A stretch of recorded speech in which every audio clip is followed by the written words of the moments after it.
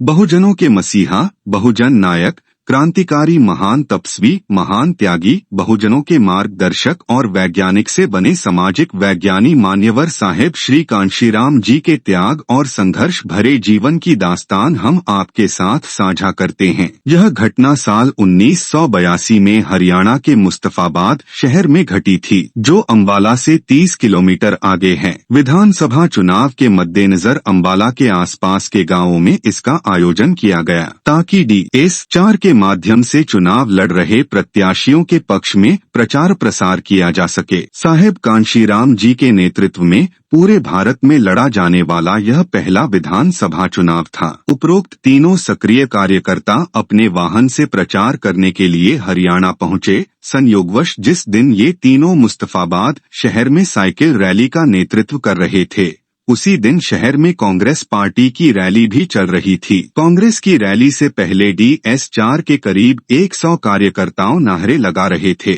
DS4 जिंदाबाद जिंदाबाद और देश का नेता कैसा हो, कांशीराम जैसा हो, कांशीराम जैसा हो। कांग्रेस ने अब तक क्या किया, हेरा फेरी 420 आदि की बातें होने लगीं।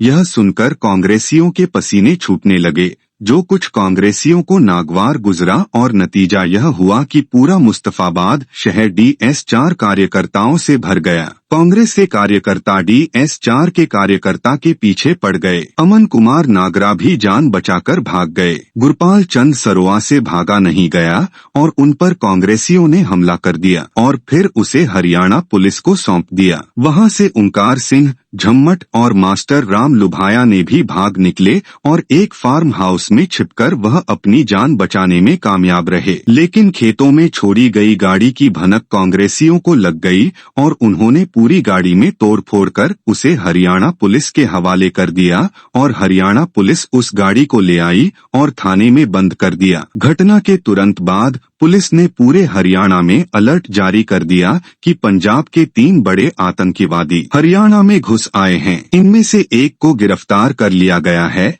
और 2 फरार आतंकियों की तलाश जारी है। मास्टर राम लुभाया ने बड़ी मुश्किल से रात के अंधेरे में अमन कुमार नागरा को ढूंढा और अमन कुमार नागरा ने किसी तरह राम लुभाया को लिफ्ट दिलवाई और ट्रक में बैठा दिया और मास्टर राम लुभाया भूखा, प्यासा, थका हुआ और टूटा हुआ किसी तरह पहुंचा सेक्टर 21 चंडीगढ़ बामसेफ का कार्यालय। पहुंचते ही उन्होंने उस घटना की पूरी बातचीत मान्यवर साहेब को सुनाई और सुनते सुनते साहेब का पारा अचानक 7वें आसमान पर चढ़ने लगा। साहेब की आंखों में खून उतर आया। साथ ही उन्होंने हरियाणा के IG सिंहमार, जो चमार जाति से थे, को फोन किया और कहा कि मेरे कार्यकर्ताओं को रिहा कर दे और कार अपने साथ ले जाओ, अन्यथा आप अपने आप को पड़िया विचार लेना। मैं अपनी आलीशान नौकरी छोड़कर और अपना घर वार छोड़कर आपके लिए ही तो लड़ रहा हूं ताकि आप सम्मान के साथ काम कर सकें और आप मेरे कार्यकर्ताओं पर लाठी चला रहे हैं। जब तक साहेब गुस्से में उनकी क्लास लगाते रहे थे,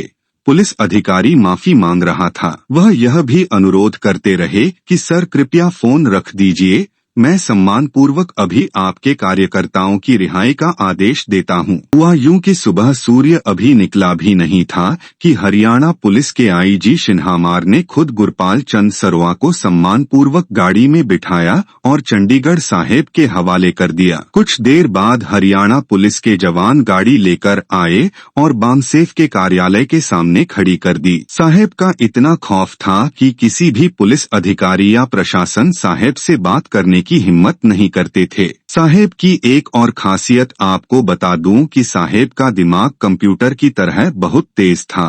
उन्हें भारत के लगभग सभी बड़े अधिकारियों के नंबर मुंह जुबानी याद रहते थे। उनकी अंग्रेजी इतनी फराटेदार थी कि कोई भी अधिकारी उनसे जल्दबाजी करने की जहमत नहीं उठाता था। जब साहेब संबोधन करते थे तो पंडाल में भी सन्नाटा छा जाता था।